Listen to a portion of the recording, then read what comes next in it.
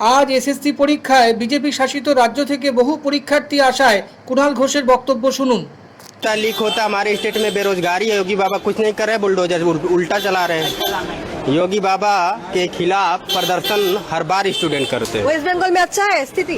Waste Bengal में अभी पहली बार आए हैं, लेकिन यहाँ सुना गया है कि यहाँ पर अच्छा माहौल है। अभी परिस्थितियाँ हमारी पहली बार है तो हम कुछ बता नहीं सकते, लेकिन अभी फिलहाल एग्जाम देने के बाद ही निष्कर्ष निकल सकता है कि यहाँ पेपर लीक होगा या फिर कोई मुद्दा होगा तो पेपर बाद ही पता चलता है। पेपर से पहले तो कुछ नहीं पता चलता, बट हमारे यहाँ पेपर से पहले ही पता चल जाता है।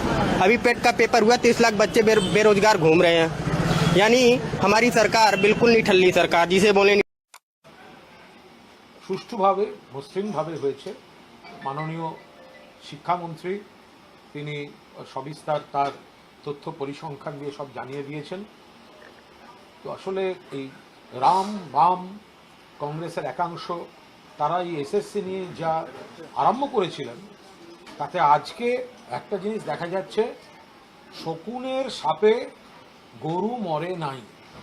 গরু তৃণভোজী প্রাণী, গরু মসৃণভাবে গরুর মতো রহিয়াছে, আর শকুন আকাশে উড়িতে উড়িতে কাঁদিতেছে। শকুনের সাপে গরু মরে নাই।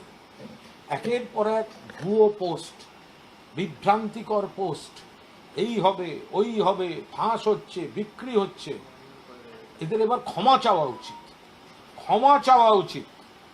যেখানে একটা পরীক্ষা, তার আগে পরীক্ষার্থীদের গুলিয়ে দেওয়ার জন্য, বিভ্রান্তি হতাশা আনার জন্য যা যা বিষ ছড়ানোর দরকার এই সিপিএম, বিজেপি এবং কংগ্রেসের একাংশের নেতা করেছেন, কিন্তু শকুনের সাপে গরু মরে নাই।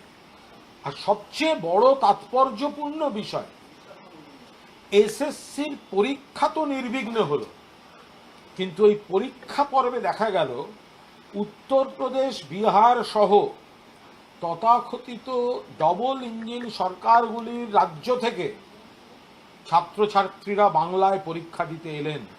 সাংবাদিকদের সঙ্গে কথা বলতে গিয়ে তারা বলছেন উত্তরপ্রদেশে কিভাবে এই কর্মপ্রার্থীদের চোখে জল পড়ছে, তারা কিভাবে সরকারের কাজে হতাশ, বেকার সমস্যার সমাধান হয় না, তারা বাংলায় পরীক্ষা দিতে আসছেন।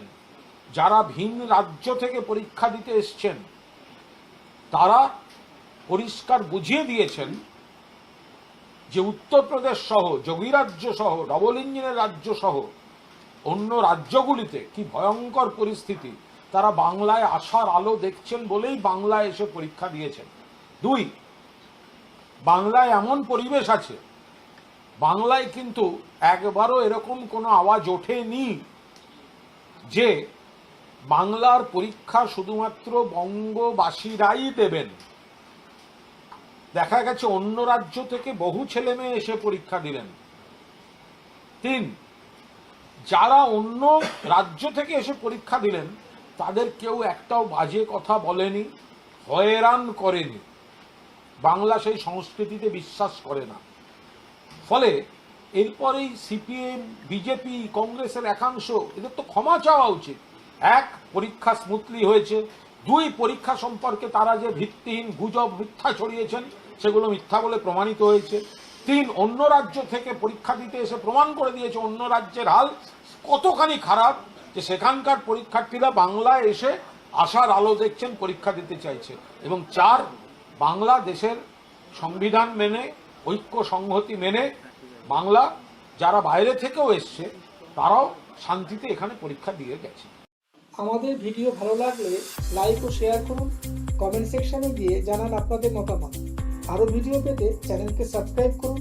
প্রতি মুহূর্তে খবরের আপডেট পেতে প্রেস করুন বেল আইকন।